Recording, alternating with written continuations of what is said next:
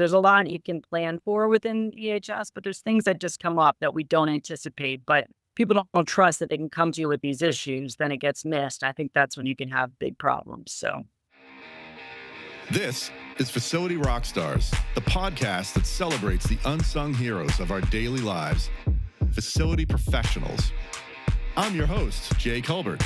Join me as we honor these great leaders, sharing stories, insights, and expertise that empower us all to learn and grow together. Facility Rockstars is sponsored by Coludus, operating the way you operate in order to make your life easier. Welcome back to Facility Rockstars. I'm your host, Jay Colbert.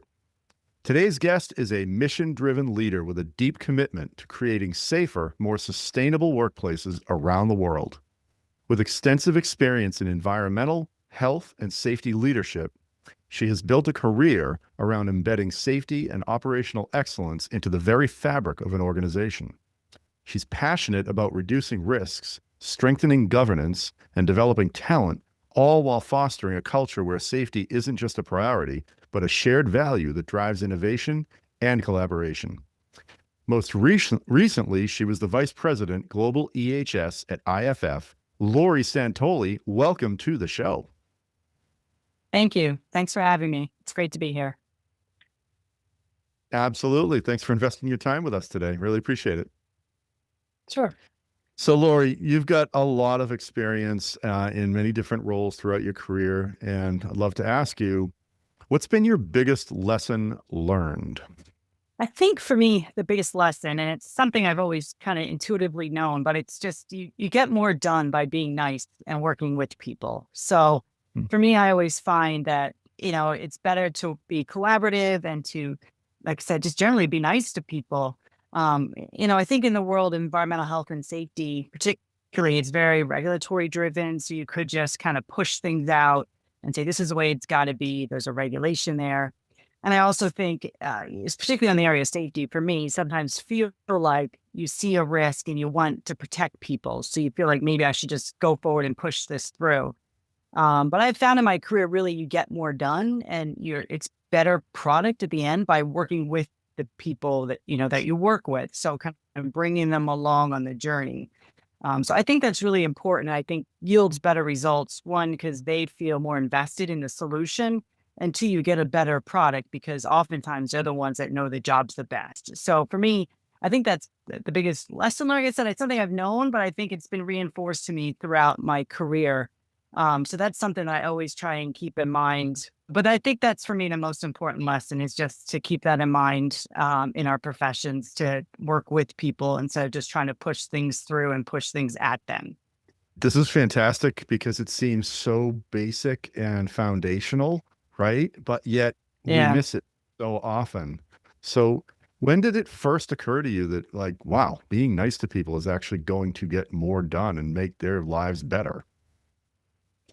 I think probably very early in my career, I started my career really working on the shop floor as an EHS person. Of course, I moved up and now I have more leadership roles, but I've started my career very early. Like I said, I'm being on the floor, working with employees. And I think that's where it first struck me is, by building relationships with the people I worked with, that I could be more effective, that they would listen to me, they would respect me. And I should say, being nice doesn't mean that you don't stand by your convictions. You don't raise a concern if you see something that doesn't look right. You definitely need to do that for sure. But I think that does build respect and people see that you stand for what you believe in, but you're willing to work with them on solutions. So for me, as I probably started very early in my career because I spent the time working with employees and understanding what they were doing. And that helped me make better informed decisions as a EHS person, but I think also results in better, safer workplaces. And the alternate? I'm sure you've seen both sides of this coin. Yeah, I have in my career occasionally. I think most people get that. Like you said, that's pretty basic. But I have seen people who don't, who just kind of want to force things through or, the perceptions they swoop in, when something goes wrong, kind of just pointing fingers at those who made the decisions, and I think that definitely doesn't get you very far. And usually, people remember that and it doesn't make you as effective as you're trying to do things after that. So I think being involved early and being seen as someone who contributes to the solutions and not just coming in and pointing fingers gets you more respect. And like I said, I think it helps you be more effective in the profession for sure. I like that you said get involved early and be part of the solution. Yeah, very well said. Yeah, Very for well sure. said. Thanks. So you and I had a few minutes to chat before the show, and there's a couple topics we wanted to touch on here. And one of them was shifting from OSHA recordability to other metrics. Now, what did you mean by that? Maybe expand on that a little bit for us, Lori. Sure. Yeah. And I think, throughout my career, I've worked for US based companies. And one of the things I've struggled with is just the focus on OSHA reportability as a key metric of performance. And the reason I have is because when you look at recordability, sometimes you're focusing on things that don't necessarily result in serious injuries or fatalities. And you get caught up focused on things like, and not to say they're not important, but like slip, trips, and falls or ergonomic injuries. And we spend an inordinate amount of time focused on preventing those. And we're missing the mark sometimes on the more serious programs like a lockout, tagout, or electrical safety. And I really kind of what solidified this for me is a few years ago, I was reading an article from the American Society of Safety Professionals, ASSP. And one of the things they showed from OSHA was a chart that showed over time how OSHA recordable injuries have been going down, but fatalities have actually been staying kind of flat. And if anything, bumping up a little bit over the last, decade or so.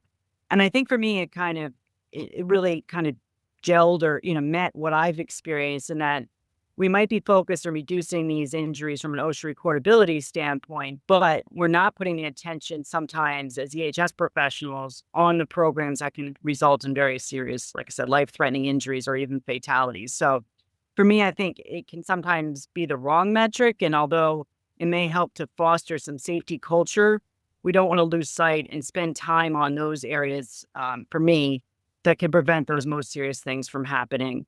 I believe this is the first time this has been brought to light on the show in this way. So now we got to dig deeper here, right? So how do you shift from that? Do you shift from that? How do you manage or lead that and make change around it then?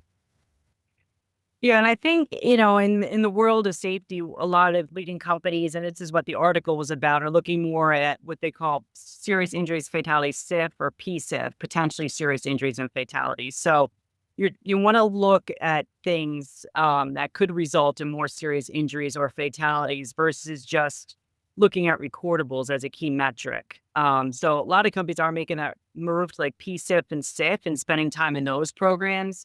But I do think you need, as an EHS professional, to spend the time and dig into how those, especially the programs that can cause very serious injuries, because you don't often have an indicator that things aren't going well in those until the big thing happens. Like you don't know that your lockout tagout program is not going well until you have that big event. You don't have like maybe close calls or minor events with that. You often just have the big event. So you need to make sure you're spending the time and learning from things and looking at those programs because it's not, and people may not even, it's not like they're trying to do the wrong thing or not do the right, they just don't fully know. So there's breakdowns that you haven't identified that you really need to dig in there and understand. This is great. So how would you advise someone who says, you know what, I think I'm kind of stuck in the recordables world? How do they start to make, and I know you just kind of walked us through that a bit, but what resources should they point to or gain from? I think, educating yourself in the SIF and PSIF world is helpful. There's a lot out there now on that topic, and like a lot of leading companies are looking at that. I also think it's good, we know the critical programs of safety professionals to focus on, like I said, like electrical safety, lockout, tagout, Mhm. working at heights, confined space. Like those are the ones that we know, particularly in industry, that can cause really serious events. And spending time looking at those programs and talking to the people that do them to make sure that if they're robust programs and they really understand what they're supposed to be doing and auditing against what is supposed to happen. And, just Mm. look at what's supposed to happen and making sure that's what's happening. And that creating that safe space too for people so they understand that it's okay to speak up and say if things aren't going well. And I think people need to feel that you're going to listen when they raise that. So making sure that's part of the culture as well. And I think that can uncover a lot of what's happening in the workplace. Yeah, if I may, I think that kind of brought us back to your first point of the biggest lesson learned too. It's like, yeah, I don't know if you use the word approachable, but be nice and get involved. Yeah, for sure. Yeah. Yeah, it's kind of Okay. all part of the same philosophy, I guess. Excellent. So another one of the topics, Lori, was building EH&S into an operating system. I love that. Tell us more. Yeah, for me, I mean, really what we want to do is build EHS into the daily operations, right? Not on its own somewhere else. So I think when you look at how we operate in manufacturing, like for instance, at Estee Lauder and at IFF, we had an operating system that the sites worked to. So as part of that, as an example, we had tier meetings, starting with the shop floor was a tier one meeting. Then we had tier two was like the supervisors. Tier three was the plant meeting. 4 was the plant managers meeting, 5 is regional, and 6 was the operations leadership team meeting. So as part of that, we built metrics into each step and that we looked to evaluate how we were doing. So, wanted to make sure that EHS was part of what we were looking at every day. So it started with their shop floor conversations on what were they talking about as far as safety, then what was the plant talking about, and EHS more broadly, not just safety. Then up to, like I said, senior leadership, but want to make sure that EHS and the right metrics for EHS were built into every part of that operating system, that those tier meetings.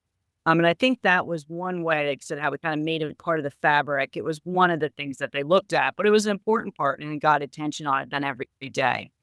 Another thing as far as operating system, we had is Gemba walks were a key part of what we did. So we made sure that, as part of the Gemba walks that they were looking at safety. That was one of the things that they were looking at and talking about as they walked out onto the floor. But I think, and it's one of my, I guess, another lessons learned is just making sure that EHS is built into the way we do work every day. And it's part of the things we're talking about. It's part of the way we're operating. It's not something that's coming in on the side, because I think that's when it fails. But it could be quite successful and really make more efficient operations when it's built into the way we work. And that's an example of that. These are great examples. Gemba walks, everything, Lean Six Sigma. So how did For this sure. evolve, or how was it originally initiated? Because it sounds like it's very structured and pretty advanced. Yeah, I will say I was lucky to be part of companies that were really putting this in place. So when I was at Estee Lauder, we had a new leader come in and he was putting that in place. And then at IFF, same, my manager, Ralph, he was putting that in place. He was the chief operating officer when I was there, but he was putting that in place too. And I was able to work with them to kind of make sure that we included EHS in the right way. So that's kind of how it evolved, but it did teach me just the value of doing that, at least with the tier system. But, Mhm. building EHS into the way we operate is something that I thought was important in the way I kind of tried to operate throughout my career, really. So, Excellent. yeah. Excellent. Thanks for sharing that. I know you brought up, I think it was the topic of athletic trainers to prevent ergonomic injuries. We haven't talked about this on the show yet. Sounds fascinating. Sounds like it makes a lot of sense. So have you done this in practice? Yeah, when I was at Estee Lauder, we did this. We were struggling, I think, like a lot of companies with ergonomic injuries, and especially talk about recordables. That was one of the things. And we saw quite a bit of those. And we had ergonomic programs, we had ergonomic training, we had equipment, but we still saw them. And, we started to look at solutions to try and help with this. And one of the things that a vendor we were using suggested was athletic trainers. So they are trained, as it sounds, and you probably know, like to respond to injuries on the field, so they're working with athletes really to take care of injuries. But one of the things they were also doing was putting them in workplaces and helping to identify things that could cause injuries. And they spend like 80% of their time in the workplace, really working with employees. So looking at the jobs, looking at how they can make them safer, and particularly from an ergonomic standpoint to reduce that risk. And also, people came in with like minor aches and pains. They would work with them on a safer way to do the job so they didn't exacerbate those injuries. So it was kind of like an industrial athlete type of approach.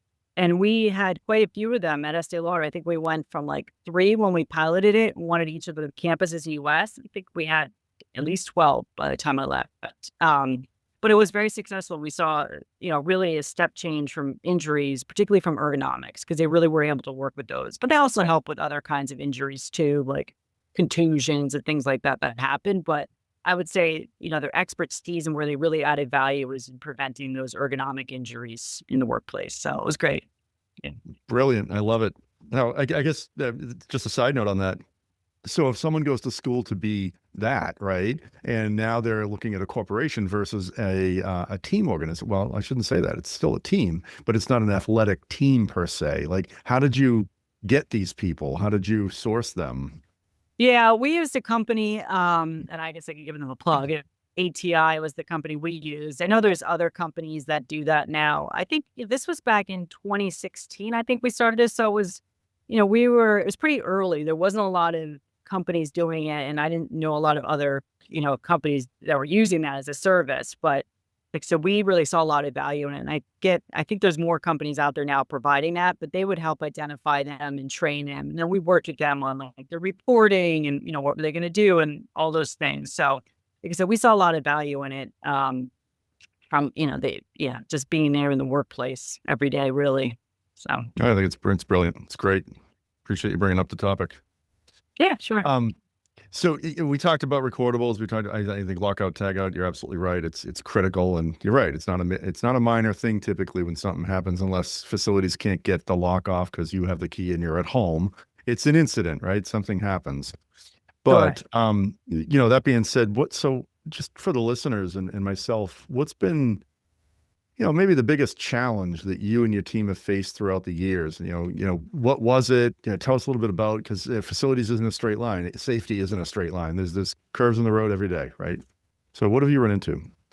Yeah, I mean, I think certainly I've been involved with, unfortunately, some more serious injuries and events that have happened.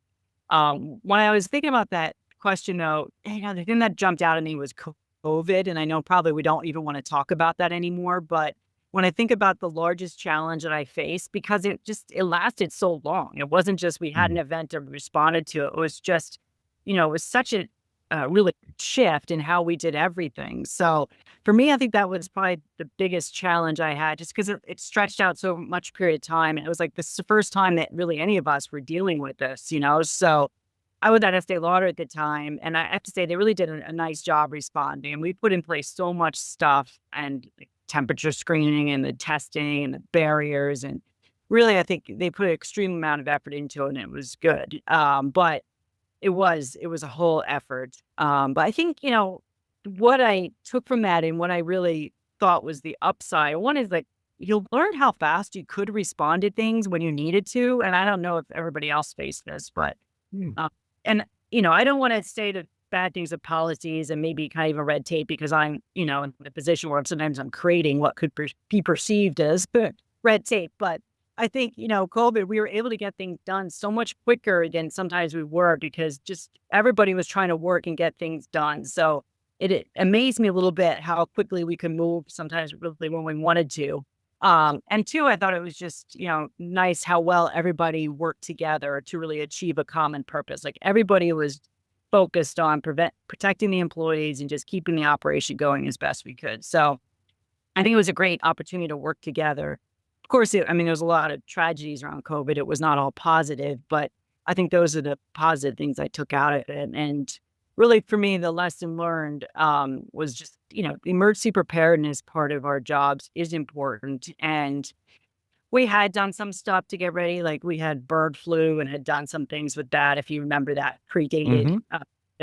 But I don't think, anybody could have anticipated the level that went. But it did reinforce, I think, the need for good emergency response systems and thinking through what can happen, and certainly the business continuity aspects, and making sure we have that stuff planned out, because things do happen and we need to be able to prepare, respond quickly. So I think, that's one of the lessons learned for me out of that, in addition to some of the other things I just took away from living through that, as we all did. But hey, rock stars, if you're tuning into the podcast and are feeling overwhelmed by all the maintenance demands at your facility, don't stress. We've got you covered.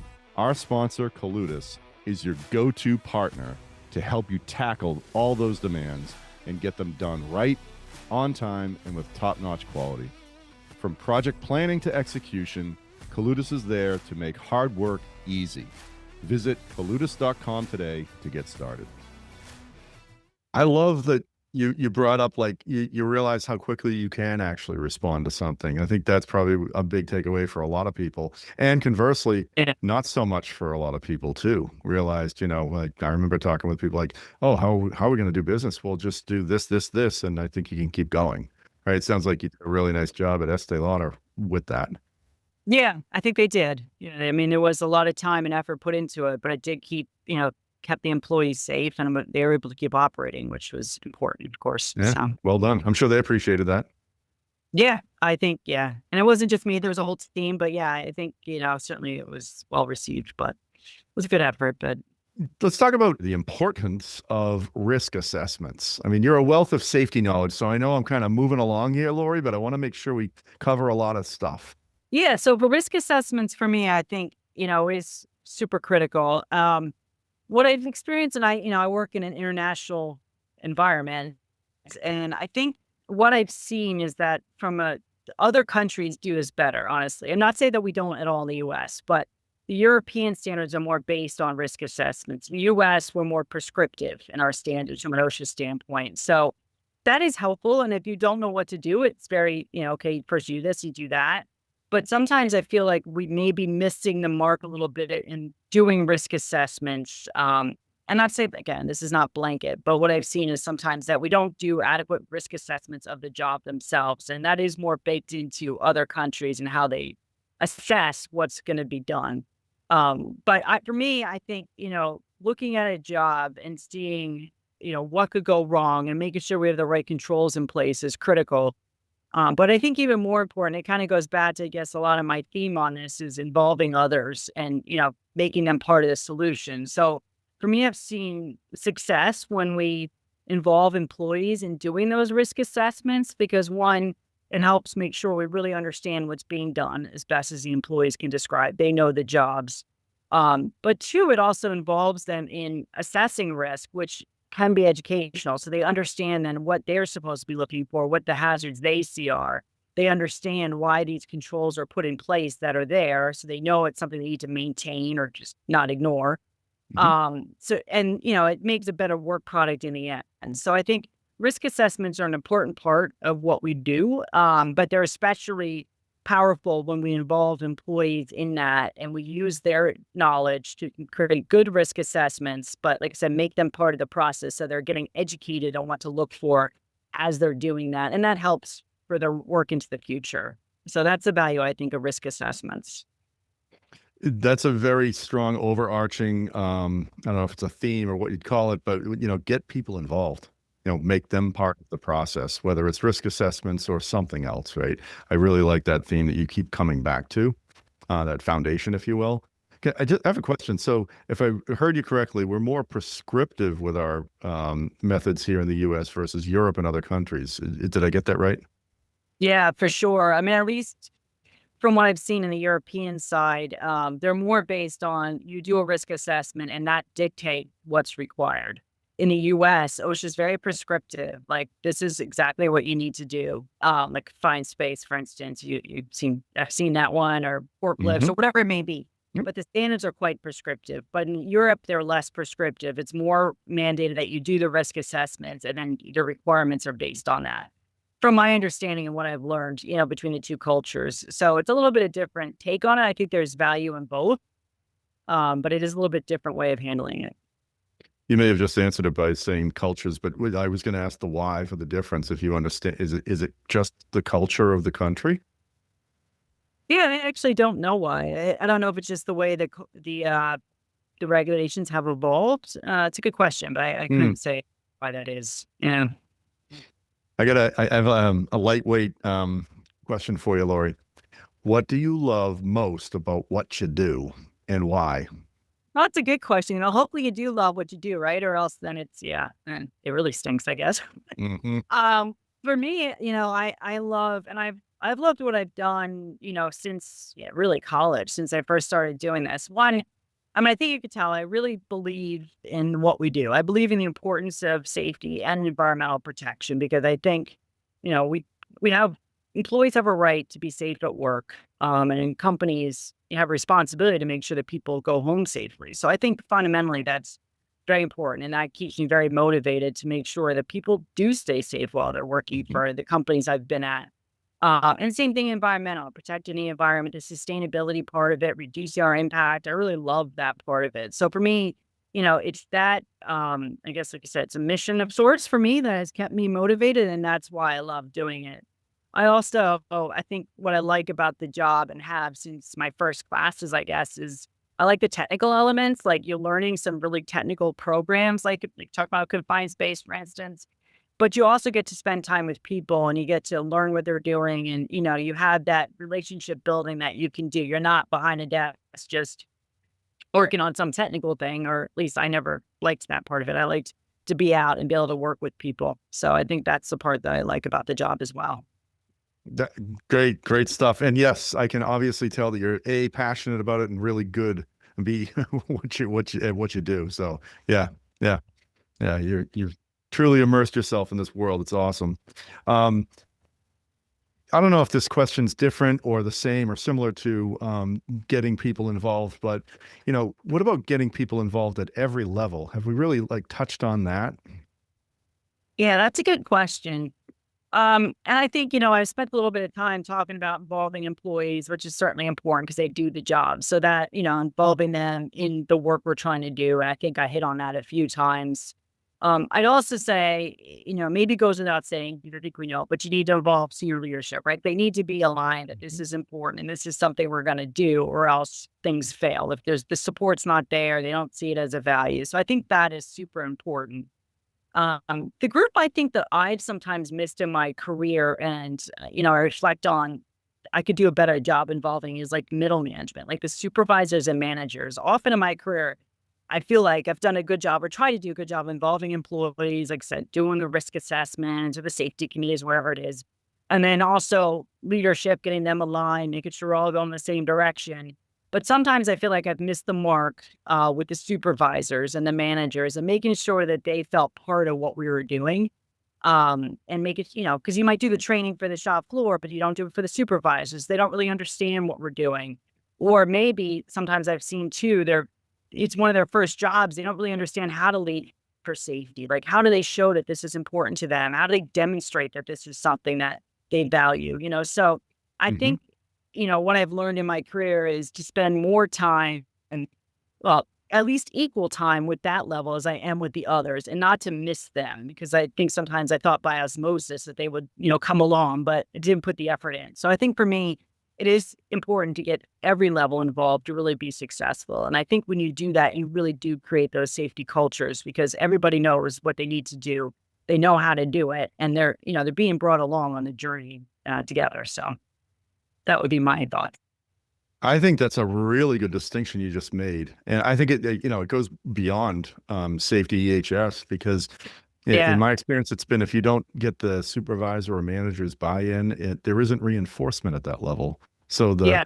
the shop might understand it, but they're not talking about it as much as you are, right? So really good point you bring it up. They're the ones that are out there every day, right? They're the ones reinforcing what's happening with the employees more than senior management or myself or test team. So yeah, I think you're right. It goes beyond EHS though, for sure. Great distinction. Thank you very much for sharing that. Yeah. So, with all your experience now, I have another what advice would you give, Lori, to someone in a similar role to you? I mean, you've already given us a lot of advice, but if you were to pick one thing, right? What would that be?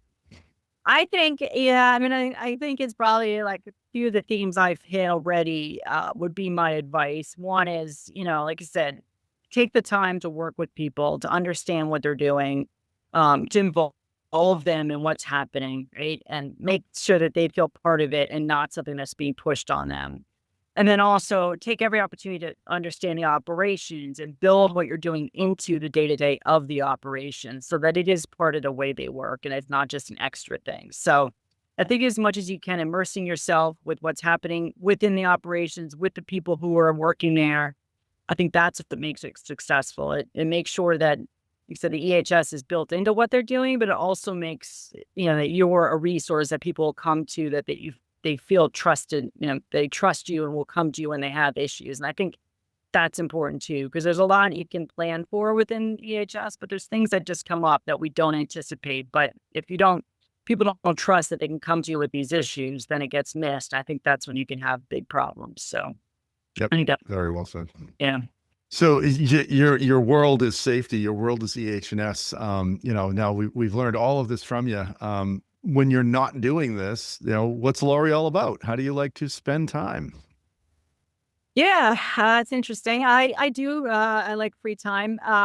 My husband, interestingly, is a safety person as well. He's the in construction EHS director. So we spend more time talking about this at home than we should. But we also have a son who does not want to do EHS, it seems, unfortunately, so far. But we're still working on that to see if we can change him. But I don't know. He spent his whole life learning about EHS, so maybe he wants to take a break. But yeah, so that's a little me personally. I also have a couple dogs, and gardening, reading, occasionally running, not as much as I should. But yeah, I mean, I think that's mostly what I spend with my free time doing.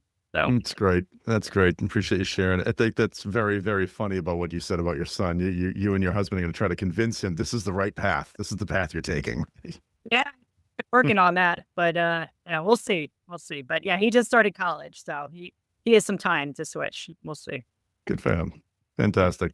So you're a wealth of knowledge with safety EH&S, and if you're okay with it, and people had more questions, because it does happen quite often after the show, Lori, how would you advise people to get in touch with you with any further topics they might want to ask you about?